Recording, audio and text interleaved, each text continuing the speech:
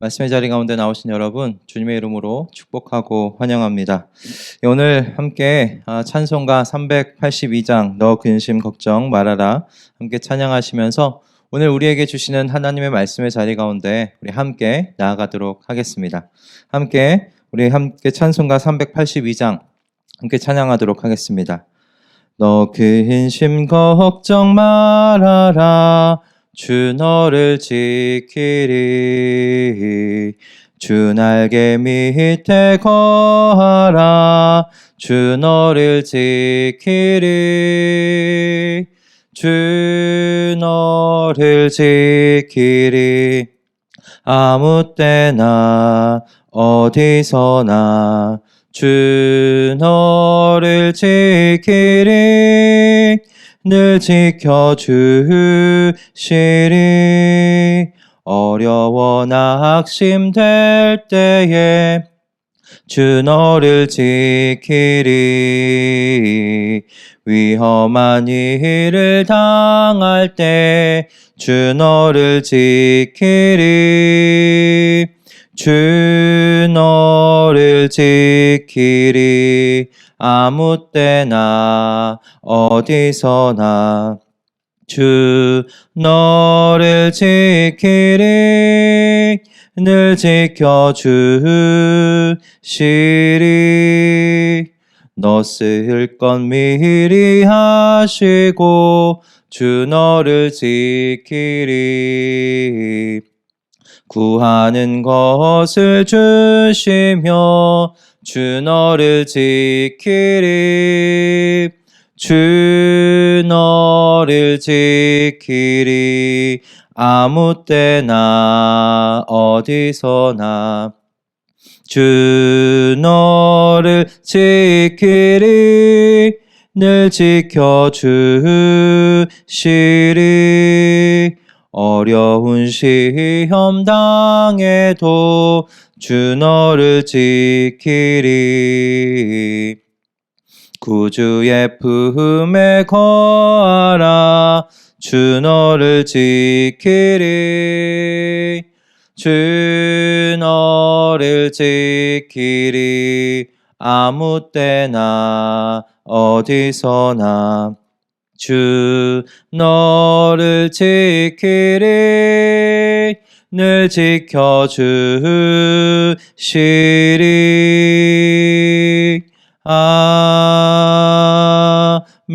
아멘. 아멘. 우리 주님께서 우리를 함께 늘 지켜주실 줄로 믿습니다. 오늘 레위기 23장 15절에서 22절의 말씀인데요. 레위기 23장 15절에서 22절까지의 말씀입니다. 제가 봉독하도록 하겠습니다. 너희가 안식일 다음 날 곧 곡식을 흔들어서 바친 그날로부터 7주간을 꼭 차게 세고 거기에다가 7번째 안식일 다음 날까지 더하면 꼭 50일이 될 것이다. 그때 너희는 햇곡식을 주에게 곡식 제물로 바쳐야 한다. 너희는 너희가 살고 있는 곳에서 주에게 만물로 흔들어 바칠 햇곡식으로 만든 빵 2개를 가져와야 한다. 그 빵은 밀가루 10분의 2에바를 가지고 만들어야 하고 고운 밀가루에 누룩을 넣어 반죽하여 구운 것이어야 한다. 이 빵과 함께 너희는 1년 된 흠없는 어린 양 7마리와 소떼 가운데서 수송아지 1마리와 순양 2마리를 끌어다가 주에게 번제물로 바쳐야 한다. 이때에 곡식제물과 부어드리는 제물도 함께 바쳐야 한다. 이것이 제물을 태워서 그 향기로 주를 기쁘게 하는 살라 바치는 제사이다. 너희는 또 숫 염소 1마리는 속죄 제물로 바치고 1년 된 어린 순양 2마리는 화목 제물로 바쳐야 한다. 제사장은 그것들을 받아 첫 이삭으로 만들어 바치는 빵과 함께 주 앞에서 그것들을 흔들어서 2마리 양과 함께 바쳐야 한다. 이것들은 주에게 바친 거룩한 제물로서 제사장의 몫이다. 바로 그날에 너희는 모임을 열어야 한다. 그 모임은 너희에게 거룩한 것이므로 그날은 생업을 돕는 어떤 일도 하지 않아야 한다. 이것은 너희가 사는 모든 곳에서 대대로 길이 지켜야 할 규례이다. 너희가 밭에서 난 곡식을 거두어 드릴 때에는 밭 구석구석까지 다 거두어 드리지 말고 또 거두어들인 다음에 떨어진 이삭을 줍지 말아라. 그 이삭은 가난한 사람들과 나그네 신세인 외국 사람들이 줍게 남겨두어야 한다. 내가 주 너희의 하나님이다. 아멘. 오늘 이 본문의 말씀으로 하나님의 돌보심과 공급하심을 믿습니다. 라는 제목의 은혜를 우리 함께 나누기를 소원합니다. 오늘 본문에 나오는 절기의 이름은 칠칠절입니다. 초실절이 보리의 첫 수확을 기념하는 절기였다면 이 칠칠절은 밀을 수확하는 절기입니다. 그래서 칠칠절은 봄철 절기가 끝나는 것을 의미합니다. 보리와 밀을 수확한 이후에 가을까지 4개월 동안 절기가 없기 때문에 그렇습니다. 밀수확을 기념하는 이 절기를 칠칠절이라고 부르는 이유는 이 무교절로부터 오늘 이 본문의 말씀과 같이 7주간, 그러니까 7번의 안식일 후에 하루를 더해 50일째 드려지는 날이기 때문에 칠칠절이라고 부릅니다. 7번의 안식일 지난 후에 드리는 절기여서 그런 것이죠. 그리고 50일째 드려져서 이 50일째 드려진 이 날 때문에 오순절이라고도 불리기도 하고요. 이것이 또 밀을 추수하는 날이기 때문에 절기이기 때문에 맥추절이라고도 불리기도 합니다. 여러 가지 이름으로 불리죠. 그러니까 칠칠절, 그리고 50일째 드려진다 하여 오순절, 그리고 밀을 수확하는 날 절기여서 또 맥추절이라고도 불리는 이것이 오늘 저희가 함께 볼 이 칠칠절에 대한 이야기입니다. 이름들이에요. 이렇게 다양하게 불리는 칠칠절은 오늘 본문을 보면 무교절과는 달리 오늘 이 단 하루만 섬기는 것을 보게 됩니다. 단 하루만 모임을 열어서 그 하루 동안 이스라엘 백성들이 생업과 관련된 어떤 모임도 어떤 일도 하지 않고 하나님께서 수확하게 하여 주신 그 열매들을 나누며 축제를 즐기는 그 단 하루의 시간을 보내는 것, 오늘 본문을 통해서 우리가 볼 수가 있었습니다. 그런데 여러분 이 칠칠절 들어보신 다음에 이스라엘의 어떤 다른 절기와 좀 유사한 면이 있다라는 생각 들지 않으십니까? 바로 좀 희년인데요. 왜 그런가? 칠칠절이 안식일을 7번 지낸 이후에 하루를 더하여 50일째 드려졌던 것이 칠칠절이라고 한다면 희년은 어떤 의미에서 칠칠절의 확장판이라고도 우리가 말할 수 있겠습니다. 희년은 언제 드려지는가? 이스라엘 안에서 7년째 되는 날이 안식년이었어요. 7년이 7번 지나서 그 다음 해에 희년을 드렸기 때문에 꼭 50년 해마다 희년을 드렸던 것이 이스라엘에 하나님께서 주시는 말씀이고 명령이었습니다. 물론 이 희년이 한 번도 이스라엘 안에서 지켜진 적은 없어요. 레위기 25장에서 우리가 이 희년에 대해서 다루겠지만 간단하게 희년에 대해서 말씀드린다면 이스라엘 안에 이 희년이 공포되면 하나님께서 주신 명령은 무엇이냐면 모든 이스라엘 백성들이 원래 자신의 땅, 조상들에게 받은 땅으로 돌아가도록 되어 있었습니다. 그래서 희년은 인생 중에 또 한 번 주시는 하나님의 기회라고도 할 수 있었어요. 이때 희년의 그 소식은 하나님의 통치 아래 사는 하나님 나라 모든 백성들에게 미래에 대한 소망과 희망의 그 절기였을 것이라 생각이 듭니다. 한 번의 실수로 인해서 돌이킬 수 없는 인생 되는 것이 아니라 50년째가 되면 다시 한번 기회를 얻게 되는 것이에요. 그리고 여러분, 이렇게 기회가 주어진다는 건 무엇입니까? 자신의 실수로 인해서 자기 자식 세대에게 가난이 되물림되는 것을 하나님께서는 이 희년으로 사실 끊어버리시는 것입니다. 얼마나 이스라엘 백성들에게 이 희년이 제대로 수행만 되어졌다면 큰 희망의 소식이며 그 소망의 소식이 될 수 있지 않았겠습니까?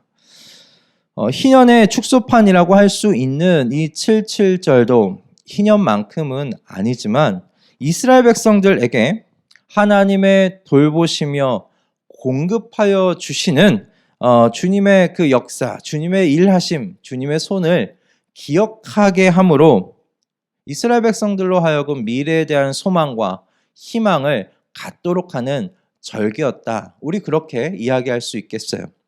7절은 보리 추수로부터 시작해서 밀을 추수하기까지 하나님께서 해와 비를 제때 공급하여 열매를 거둘 수 있게 해주심을 기뻐하고 즐거워하고 감사하는 그런 절기였기 때문에 그렇습니다.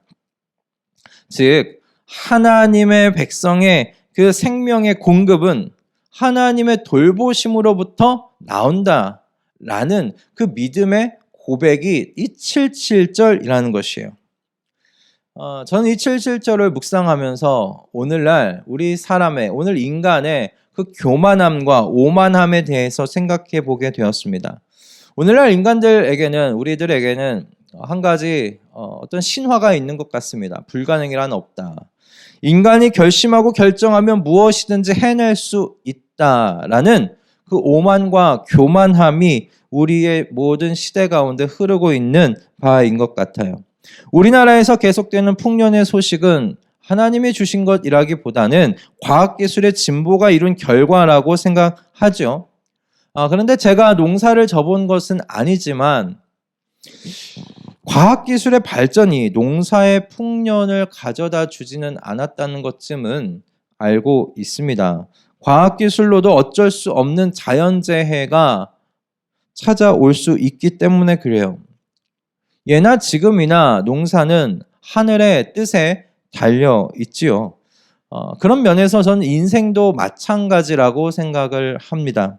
인생 농사를 나는 잘 해볼 수 있다고 자신만만하게 팔을 걷어붙이면서 힘을 다해보지만, 그러나 모든 사람들의 공통적인 고백이 무엇이냐면 인생은 내 계획대로 안 되더라는 것입니다. 인생의 계획 중에, 내가 세운 계획 중에 제대로 된 것이 거의 없다는 고백입니다. 그러니 초과학 시대를 지금 나아가고 있는 이 시대에도 그렇게 수많은 점집들이 있는 것 아니겠습니까? 내 계획대로 안 된다는 것을 알기 때문에 그래요. 하나님의 백성은 하나님의 돌보심과 생명의 공급을 믿는 사람들입니다. 나의 가능성과 나의 능력과 힘을 내세우는 이 시대 속에서 하나님의 백성은 하나님의 돌보심과 공급을 의뢰하고 신뢰함으로 사는 사람들이라는 말씀입니다. 그러므로 이처럼 하나님의 돌보심과 공급하심을 신뢰하는 하나님의 백성들의 삶 속에는 두 가지의 열매가 나타나게 돼요. 첫 번째는 무엇인가? 여러분, 미래에 대한 소망입니다. 하나님의 백성들이 가지는 이 미래에 대한 소망은 내게 있는 가능성에서 나오는 것이 아닙니다. 내게 있는 가능성에서 나오는 것이 아니라 우리의 미래의 소망, 우리 하나님 백성들이 말하는 미래에 대한 가능성은 여러분 하나님이십니다. 하나님이 우리 하나님의 백성의 미래의 가능성이세요. 나와 같이 사시는 하나님이 하나님 백성의 가능성이십니다. 그러므로 하나님의 백성이요 자녀들에게 미래의 소망이 그 삶 속에서 열매같이 나타나는 것이에요. 하나님께서 당신의 이 백성들과 하신 언약을 여러분 신실하게 지키시는 하나님이시라는 것을 여러분 믿으십시오. 신뢰하십시오. 하나님께서 하나님의 백성들, 하나님의 사람들에게 그 생명의 공급을 게을리하지 않으십니다. 말씀 속에 우리가 보아도 이스라엘 백성들을 먹이시고 입히시고 그들에게 생명을 공급하시는데 하나님께서는 신실하셨습니다. 늘 하나님은 신실하셨습니다. 하나님에 대하여 신실하지 못했던 것은 언제나 이스라엘 백성들이었습니다. 오늘날 우리도 마찬가지입니다. 하나님은 늘 우리에게 신실하십니다. 우리에게 생명을 공급하십니다. 우리를 돌보아 주십니다. 그것에 하나님은 늘 신실하십니다. 신실하지 못한 건 우리가 하나님 편을 향한 우리 자신들 아니겠나 싶습니다. 하나님께서 저와 여러분의 하나님이 되시겠다고 하셨으니 그 약속을 신실하게 지키십니다. 그러니 여러분 어떤 상황에서도 낙심하지 마십시오. 낙심하지 마십시오. 7절에 모여서 그 하루 모든 일과를 쉬면서 하나님의 공급해 주심과 돌보심을 감사하고 기뻐했었던 것과 같이 여러분, 우리도 과거와 현재와 미래에 동일하실 그 하나님을 기뻐하십시다. 동일하게 일하실 그 하나님께 감사하십시다. 그렇게 하나님 안에 있는 모든 하나님의 백성들은 그래서 미래에 대한 소망을 하나님 안에서 갖고 있는 사람들입니다. 할렐루야. 그러므로 여러분, 이런 하나님의 백성들에게는 두 번째 삶의 열매가 나타나게 되는데 그것이 무엇인가? 이웃에 대한 넉넉함입니다. 이웃에 대한 넉넉한 마음이에요. 하나님의 백성들이 가지는 여러분이 넉넉함이란 소유의 넉넉함에서 오는 것이 아닙니다. 세상에 많은 사람들은 내가 좀 많이 가져야 넉넉해질 수 있다라고 이야기를 하지만 오늘 이 본문의 말씀은 또 그렇게 이야기를 하는 것이 아니에요. 우리는 소유의 넉넉함이 아니라 하나님에 대한 이 믿음에서 나오는 넉넉함을 가지는 사람들이다라는 것입니다. 왜요? 하나님이 공급해 주실 것이니까, 하나님이 돌보아 주실 것이니까 그 하나님에 대한 신뢰와 믿음이 이웃에 대한 넉넉함으로 나타나는 것이라는 것입니다. 하나님의 백성은 하나님 안에서 미래에 대한 소망을 두는 사람들이에요. 그러니 오늘 이 본문의 말씀과 같이 하나님께서 명령하신 것과 같이 밭에 모퉁이까지 거두어 드리지 않아요. 이웃을 위해 남겨둘 수 있어요. 그것까지 거두어 가지 않아도 하나님께서 내 미래를 책임지시고 내 미래를 돌보시고 나를 먹이실 것이다. 내 생명을 공급하실 것이다. 신뢰하기 때문입니다. 그 믿음이 있으니 남겨둘 수 있어요. 여러분, 이 신뢰와 이 믿음이 없으면 어떻게 될까요? 어떻게든 한 톨이라도 더 비축해 두어야 되지 않겠습니까? 내 미래는 내가 책임져야 하니 누구도 책임져 줄 수 없으니 누구도 돌봐줄 수 없으니 누구도 내 생명을 공급하며 지켜줄 수 없으니 나 스스로 지켜야 되지 않겠습니까? 창고에 더욱더욱 쌓아줄 것이에요. 채워줄 것이에요. 내가 나를 먹이고 살아야 한다고 생각하는 그러므로 이들에게는 믿을 건 무엇이에요? 창고에 쌓아둔 것이에요. 그러니 나눌 수 있는 넉넉함이 없어요. 이런 인생은 이웃을 향해 넉넉하기 쉽지 않을 뿐만 아니라 여러분 기쁨이 흘러가지도 못합니다. 그저 자신 혼자 쌓아둔 것을 보면서 혼자 즐거워하고 혼자 기뻐할 수는 있겠죠. 하지만 그 기쁨이 흘러갈 수는 없어요. 하지만 하나님의 돌보심과 생명의 공급을 신뢰하는 하나님의 여러분 백성은 하나님께서 공급하여 주신 것에 대한 이 기쁨이 흘러가잖아요. 밥 모퉁이를 남겨둠으로 말미암아 그 모퉁이를 거두어 드리는 이 가난한 사람들에게도 하나님께서 돌보시는구나, 이렇게 하나님께서 이렇게 우리의 생명을 또 연장시켜 주시는구나, 감사와 기쁨이 있지 않았겠습니까? 그들에게도 먹을 것, 추수할 것을 하나님께서 남겨두게 하심으로 그들에게도 기쁨이 있는 축제의 자리가 되도록 하셨다는 거예요. 자신들의 축제가 아니라 모두의 축제가 되도록 밭을 남겨두라는 하나님의 말씀에 기꺼이 순종했기 때문입니다. 가난한 이웃들도 밭 모퉁이에 남겨진 밀을 수확하여 집으로 들어가므로 풍족하지는 않지만 주님께 감사하고 기뻐하는 시간에 동참할 수 있었을 것입니다. 넉넉한 이웃들을 통해서 하나님께서 주시는 공급하심과 돌보심을 감사하고 그것을 경험했을 거예요. 저는 우리 수서 동행교회 모든 성도들이 이와 같은 77절의 정신을 이어가는 교회 되기를 주님의 이름으로 축복합니다. 하나님께서는 분명히 하나님의 백성을 돌보시고 그 생명을 공급하여 주십니다. 그분은 당신의 백성들의 생명을 끊어버리시는 분이 아니시라 영생의 자리로 인도하시는 분, 그분이 우리 하나님 아니십니까? 하나님의 백성은 하나님께서 공급하신다는 이 확신 속에 거하며 살 수 있고 또 그렇게 살아야만 합니다. 그리고 공급하시는 하나님에 대한 신뢰와 믿음이 이웃을 향한 넉넉함으로 나타날 수 있어야죠.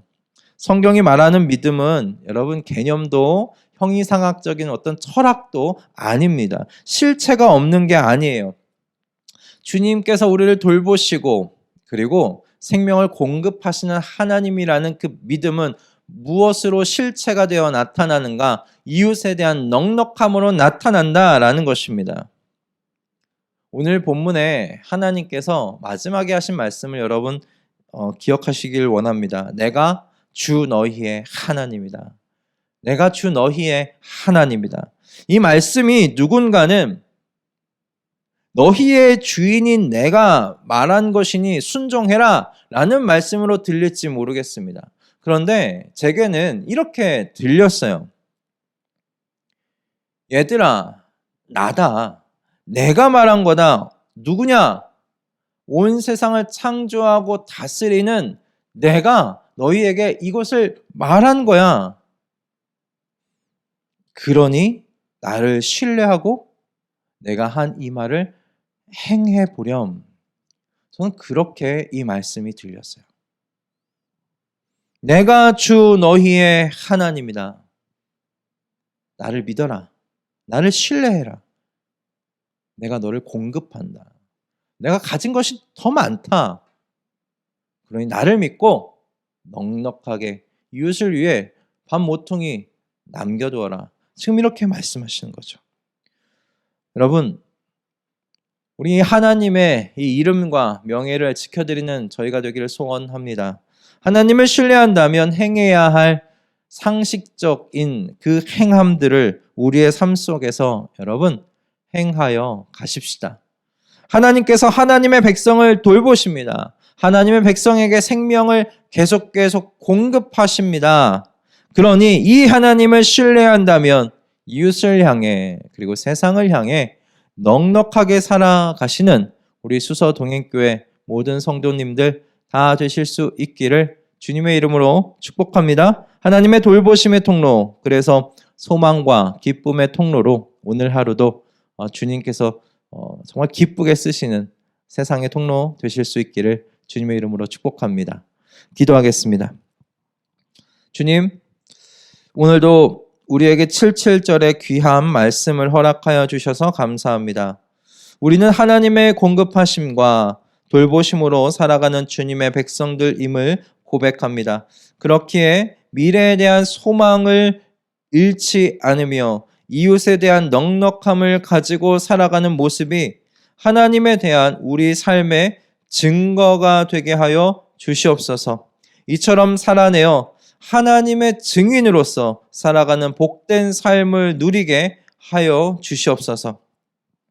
이제는 우리 주 예수 그리스도의 은혜와 하나님 아버지의 지극하신 사랑과 성령 하나님의 감화 감동케 하시는 역사가 77절의 정신을 따라 하나님의 공급하심과 돌보심을 신뢰하며 미래에 대한 소망과 이웃에 대한 넉넉함의 삶의 그 열매로 세상에 하나님의 증인으로 살기를 소망하는 모든 성도들의 가정과 직장과 모든 삶의 터전 위에 지금으로부터 영원토록 함께 있을지어다. 아멘.